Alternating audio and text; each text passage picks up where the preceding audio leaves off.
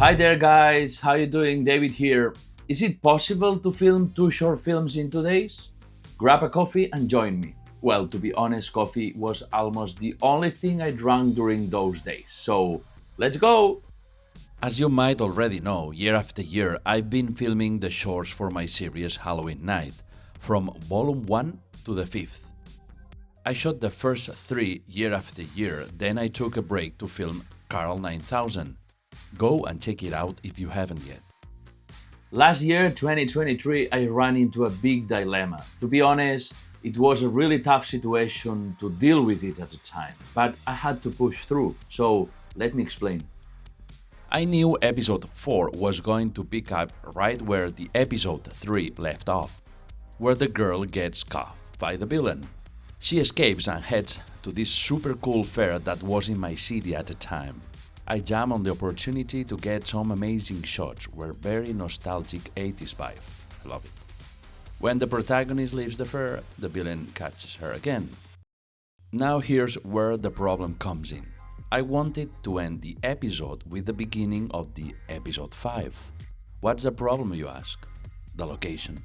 I wanted a really hard to get location. After calling in favors, talking to friends, and doing some paperwork, I finally secured the spot.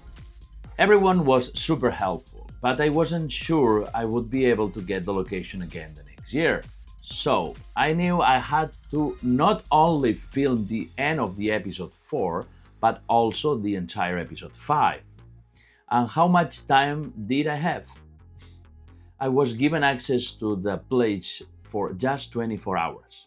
They were gonna give me the keys on Friday midday and I have to return them by Saturday afternoon before 9 p.m. So I had to shoot the entire episode 4 and the entire episode 5 in just 24 hours. So this is what I did. I made a solid but a little crazy shooting plan. I got the keys to the location at 4 p.m. on Friday.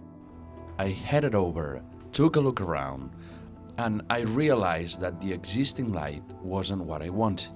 It wasn't spooky enough to filming a horror film. So with my zero budget, I hit up a nearby stationery store and I improvised different types of light modifiers to give the scene the right atmosphere. Once that was done, and while I was walking around checking out the location, I realized I wasn't gonna be able to shoot all I need for 5 minutes short in just few hours. So I decided to take the risk, but also something I would wanted to try for a long time. Create a single take about 85% of the shoot to save shooting time. Complicated, yes, but I think doable. As soon as I was done with that, around 6 p.m., I ran back to the main location to shoot the scenes for the episode 4 in the structure, at the fair, and outside the fair where the villain catches the girl. We filmed almost all Friday night. Saturday morning, I sent the talent to makeup, where Marcel Lasso did an excellent job as always. Meanwhile, I kept doing camera and lighting tests with my assistant director Alvaro and my buddy Vladis, who was helping us with the BTS. When the actors arrived, we rehearsed the acting and the movements like 5 times. Honestly, keeping the tension and making a one-take shot interesting was not easy. It's like a choreography where everyone has to be perfectly in sync. After about 30 minutes, we start shooting. It wasn't easy at all to operate the camera with almost no light, shooting at T1.5 with no puller, and directing the actors at the same time. But we did it. It was awesome. The crew was in sync and the actors nailed it. Once we wrap up that part, we went back to the main location again, where we shot the remaining scenes for the episode 5. While Kill Makeup VFX was working on the makeup for the main actress, I saw a beautiful and unexpected sunset, so I filmed it to be used backward as the sunrise for the film. Then we shot some scenes in the front of the structure, waiting for the real sunset to film the previous shots of the actress escaping from the structure.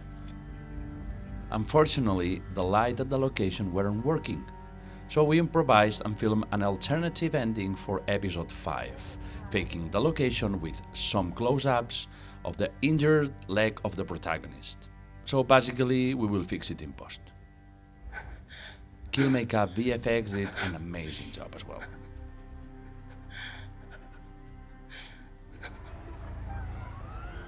I edit the episode 4 and post it on October 31, like always. But I still had episode 5 left to edit, and it was almost forgotten for a year, thinking I had plenty of time. I realized too late. It was October 15, 2024, and I hadn't done anything, so I got to work hard.